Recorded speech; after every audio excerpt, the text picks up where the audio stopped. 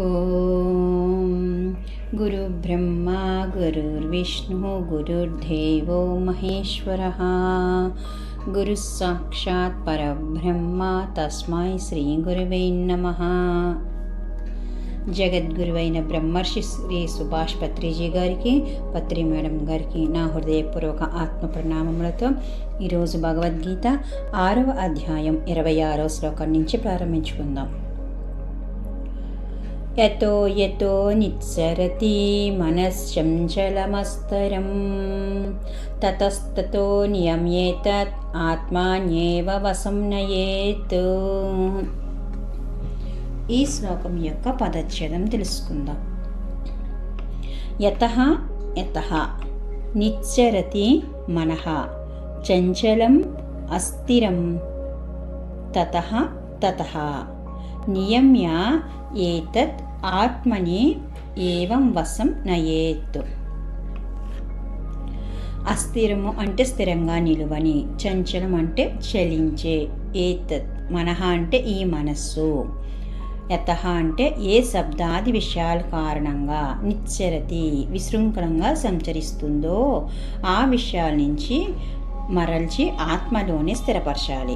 ఇక్కడ భగవాన్ శ్రీకృష్ణ ఏం చెప్తున్నారంటే, ఓ అర్జున, చంచల స్వభావం కలిగి ఉండి ఎంత మాత్రము నిలకడలేని మనస్సు ఎక్కడెక్కడ సంచరిస్తుందో అక్కడక్కడ నుంచి దాన్ని మరలించి ఆత్మలోనే నిలిచేటట్టు చేయాలి. మనస్సు అనేది ఆలోచనల పుట్ట. అది నిరంతరం ఒకదాని తర్వాత ఆలోచన చేస్తూనే ఉంటుంది. చంచలత్వం దాని యొక్క మౌలిక స్వభావము. అది ఎంతసేపు కూడా ఇంద్రియ విషయ సుఖాల మీదకి లేకపోతే గత స్మృతుల్లోకి ఎక్కడెక్కడికో పరుగులు తీస్తూ ఉంటుంది. అటువంటి దానిని ఆత్మలో స్థితమయ్యేటట్టు చేయాలంటే ఉన్న గొప్ప ఉపాయం ఏంటంటే శ్వాస మీద ధ్యాస. మనలో జరుగుతున్న శ్వాసని గమనిస్తూ ఉండాలి. కేవలం శ్వాసని మాత్రమే గమనిస్తూ ఉండాలి. అయితే మనస్సు శ్వాసని గమనించడం మానేసి అదేం చేస్తుంది, దాని సహజ అలవాటు ప్రకారము ఎక్కడెక్కడికో ఏదో ఆలోచనకు వెళ్ళిపోతూనే ఉంటుంది. వెంటనే దానిని అక్కడి నుంచి వెనుకకు తీసుకువచ్చి మళ్ళీ శ్వాసని గమనింప చేయాలి. మనస్సు ఎన్నిసార్లు ఎక్కడికి పోతున్నా అంటే యతః ఏ శబ్దాది విషయాల వైపు పోతున్నా సరే అన్నిసార్లు అక్కడ నుంచి తతః అంటే ఆయా విషయాల నుంచి అక్కడ నుంచి తీసుకువచ్చి శ్వాసను గమనించేటట్లు చేయాలి.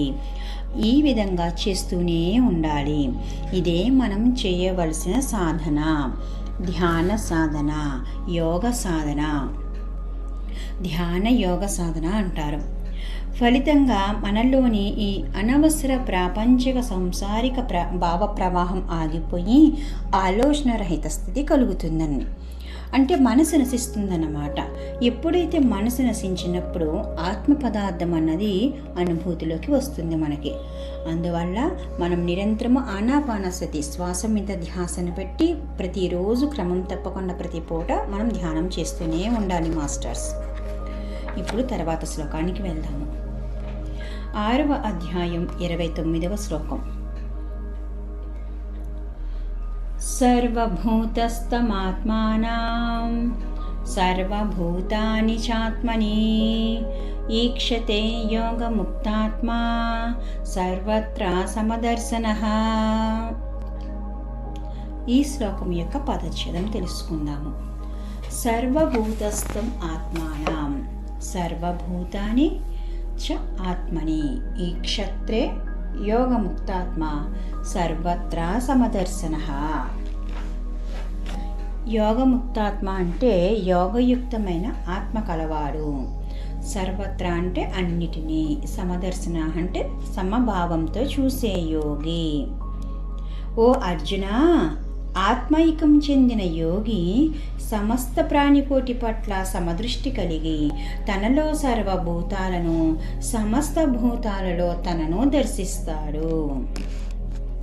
ఎప్పుడైతే మనకి ధ్యాన సాధన పరిపూర్ణత సిద్ధించిందనుకోండి, సిద్ధించిన రీతిలో ఒకానొక ధ్యాని మనోబుద్ధులను అధిగమించి ఆత్మతో ఏకత్వం అంటే యోగత్వం పొంది తానే ఆత్మ అవుతారు. ఒకానొక ధ్యానయోగి ఆత్మజ్ఞానం కలిగినప్పుడు ఆత్మే అవుతున్నాడు.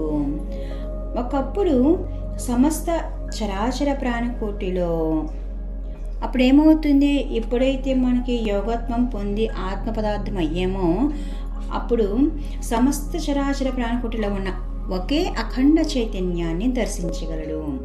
నేను ఆత్మయే కానీ ఈ దేహం కాదు, నేను ఈ శరీరాన్ని కాదు, నాలో ఏ ఆత్మ పదార్థం అయితే ఉందో ఇక్కడ సకల ప్రాణికోటిలో అదే ఉంది అని గ్రహించగలుగుతారు. అని అనుభవంలో గ్రహించినప్పుడు సర్వత్రా ఆత్మే తప్ప ఇంకేమీ కనిపించదు. సమస్త నామరూపాలలో పరమాత్మ ఆధారభూతంగా ఉంది అన్న సర్వాత్మ స్థితి అనుభవం అవుతుంది. తనను తాను దేహానికి పరిమితం చేసుకున్నంత వరకు కూడా ఈ స్థితి కలగదు. నేను ఈ దేహాన్ని, ఈ శరీరం నాది, ఈ పేరు ప్రఖ్యాతులు, ఈ పరువు ఇవన్నీ నావి అన్నంత వరకు కూడా ఈ యోగత్వం మనకి సమకూరదు.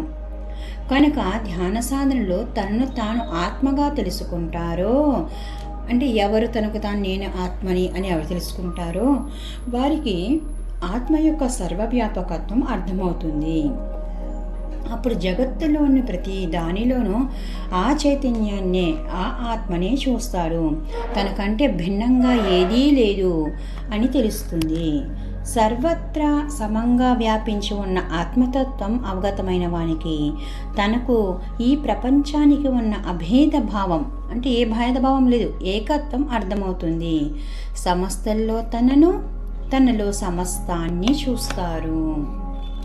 అందుకే మనం ప్రతినిత్యము ఎప్పుడైతే క్రమం తప్పకుండా ధ్యాన యోగ సాధన చేస్తూ ఉంటామో వారు ఎప్పుడైతే ఆత్మజ్ఞానులు అవుతామో అప్పుడు ఈ సమస్త భూ ప్రపంచంలో సమస్త విశ్వంలో కూడా దైవతత్వము దివ్యత్వము మనకి కనిపిస్తూ ఉంటుంది. ఓకే మాస్టర్స్, ఇప్పుడు తర్వాత శ్లోకానికి వెళ్దాము. యో మాం పశ్యతి సర్వత్రా సర్వం చ మయి పశ్యతి తస్యాహం న ప్రణశ్యామి సచ మే న ప్రణశ్యతి. ఈ శ్లోకం యొక్క పదచ్ఛేదం తెలుసుకుందాం. యహ మాం పశ్యతి సర్వత్రా సర్వం చ మయి పశ్యతి తస్య అహం న ప్రణశ్యామి సహ చ మే న ప్రణశ్యతి. యహ అంటే ఎవరైతే, సర్వత్రా అంటే సకల ప్రాణులలో, మాం ఆత్మరూపములో వ్యాపించి ఉన్న, పశ్యతి అంటే నన్ను చూస్తాడో, ఓ అర్జున అన్ని ప్రాణులలోనూ తనలోనే అన్ని ప్రాణులను చూసే వాని మీద నా దృష్టి, నా మీద వాని దృష్టి ఉంటుంది. అంటే ఈ శ్లోకంలో మొదటి పాదంలో మనకి ఏమి చెప్పారు, మాం మయి అన్న పదాలు అంటే అర్థాల కోసం ఎవరికి వారు తాముగా అన్వయించుకోవాలి. రెండవ పాదంలో అహం అని వచ్చింది కదా, అహంను శ్రీ వేదవ్యాసునికి లేదా శ్రీకృష్ణునికి అన్వయించి అర్థం చేసుకోవాలి. ధ్యాన సాధనలో పరిపూర్ణతను సాధించిన స్థితిలో ఒక్కొక్క ధ్యానయోగికి ఏమవుతుంది, మనోబుద్ధులను అతిక్రమించి ఆత్మతో ఏకత్వం పొందుతారు. ఎప్పుడైతే మనం చక్కటి ధ్యాన సాధన చేసామో అప్పుడు మనం ఆత్మతో ఏకత్వం పొందుతాము. అంటే ధ్యానయోగికి ఈ సమస్త ప్రాణికోటి ప్రపంచంలో ఆత్మ తప్ప ఏమీ కనిపించదు. ఆత్మ యొక్క సర్వవ్యాపకత్వం అర్థమయ్యి తనకంట భిన్నంగా ఏదీ లేదని తెలుస్తుంది. అప్పుడేమవుతుంది, సమస్తంలో తనలో సమస్తాన్ని చూడగలుగుతాడు. అంటే ఒక్కటే మట్టితో రకరకాల కుండలు తయారు చేసినా అంటిలోని ఉన్న మట్టి ఒకటే కదా, ఆభరణాలు వేరైనా బంగారం ఒకటే కదా. కనుక ఎవరికి ఎవరు వేరు కాదు, అంతా ఒక్కటే ఆత్మ పదార్థము. దాన్ని తెలుసుకుంటానికే ధ్యానం చేయాలి, ధ్యాన సాధన చేయాలి, ధ్యాన యోగి కావాలి. ఒకానొక అయోగి మరియు యోగి అయ్యి తనలో సర్వాన్ని, సమస్తల్లో తనను చూడగలిగినప్పుడు అతనికంటే తాను, తనకంటే అతను వేరు కాదని అంటున్నారు శ్రీకృష్ణ పరమాత్మ. అప్పుడు నేనే దైవాన్ని, దైవమే నేను, నేనే అమ్మవారు, అమ్మవారు నేను అని మనం ఎలా భావిస్తామో, అంటే ఎవరైతే ఈ చరాచర ప్రాణికోటి ప్రపంచంలో ఆత్మ తప్ప ఇంకేమీ కనిపించదో వారిలోని దైవము, దైవమే వారు. మనం ఆ స్థితికి చేరుకుంటాము. ఈ స్థితికి చేరుకుంటే తప్పకుండా మనం నిరంతర ధ్యాన యోగ సాధన ఆనాపానసతి తప్పదు. ఓకే మాస్టర్స్, ఇప్పుడు తర్వాత శ్లోకానికి వెళ్దాం.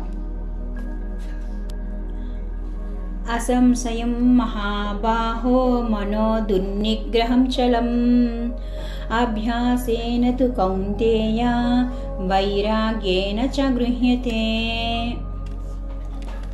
ఈ శ్లోకం యొక్క పదచ్ఛేదం.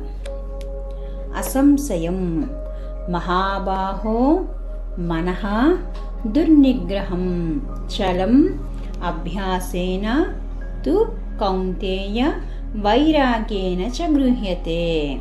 మహాబాహో అంటే గొప్ప బాహువులు కలవాడా అర్జునుని. అసంశయం అంటే నిస్సందేహంగా. మనః అంటే మనస్సు, చలం చంచలమైనదే. ఓ అర్జున, నిస్సందేహంగా మనస్సుని చంచలమైనది కాదని అనరు. మరి నిగ్రహించడానికి కష్టసాధ్యమండి. మనస్సును నిగ్రహించలేము, చాలా కష్టము. అయినప్పటికీ కూడా అభ్యాసం చేత అంటే సాధన చేత మరి వైరాగ్యం చేత దాన్ని సులభంగా నిగ్రహించవచ్చును. మనస్సుని సాధన చేస్తే సులభంగా దాన్ని నియంత్రించవచ్చును. మనస్సు అనేది అతి చంచలమైనదే. దీన్ని లొంగ తీసుకోవటం అత్యంత కష్టసాధ్యమైన పనే. అయినప్పటికీ మనం అకుంఠిత దీక్షతో సాధన చేయటం ద్వారా మరి శాస్త్రాయుత వైరాగ్య భావాలను పెంపొందించుకోవటం ద్వారా దాన్ని సులభంగా నిగ్రహించవచ్చును. అకుంఠిత దీక్ష అంటే ఏంటి? ఏ రోజు కుంటిపడని దీక్ష, ఆ విధమైన దీక్ష ఉండాలి. అంటే వాయిదా వేయకూడదు. తర్వాత ధ్యానం చేద్దాము, ఈ పూట కాదు రేపు చేద్దాము అనేది ఉండకూడదు. ఏ రోజు ఏ పూట కూడా కుంటిపడకూడదు. మనస్సును నియంత్రణలోకి తీసుకురావాలంటే ప్రతిరోజు విధిగా తప్పనిసరిగా ధ్యాన సాధన ఉండి తీరాలి. ఏ రోజు కూడా రేపు చేస్తాను అనకూడదు. ప్రతిరోజు కూడా ధ్యాన యోగ సాధనకై వినియోగింపబడాలి. కుంఠిత దీక్ష ఉంటే ఆత్మస్థితికి చేరలేము. కావలసింది అకుంఠిత దీక్ష. ఇకపోతే వైరాగ్యం అంటే శాస్త్రీయమైన వైరాగ్యం ఉండాలి. ఏది ఎక్కువగా అనవసరమైన మించి చేయరాదు. అంటే అవసరమైన దానికన్నా మించి చేయరాదు. ఎప్పుడు మధ్య మార్గంలో జీవించాలి. అతి సర్వత్రా వర్జయేత్. అదే శాస్త్రీయమైన వైరాగ్యాన్ని కలిగి ఉండడం అంటే. అలాంటప్పుడే ఈ ధ్యాన యోగ సాధన చక్కగా పుష్పిస్తుంది, ఫలిస్తుంది. అంటే మనం ప్రతిరోజు క్రమం తప్పకుండా ఎప్పుడైతే ధ్యాన సాధన చేస్తామో అప్పుడు ఆత్మాభివృద్ధిలో మరింత ముందుకి వెళ్తూ ఉంటాము. Okay masters, thank you. మళ్ళీ తర్వాత భాగంలో కలుసుకుందాము.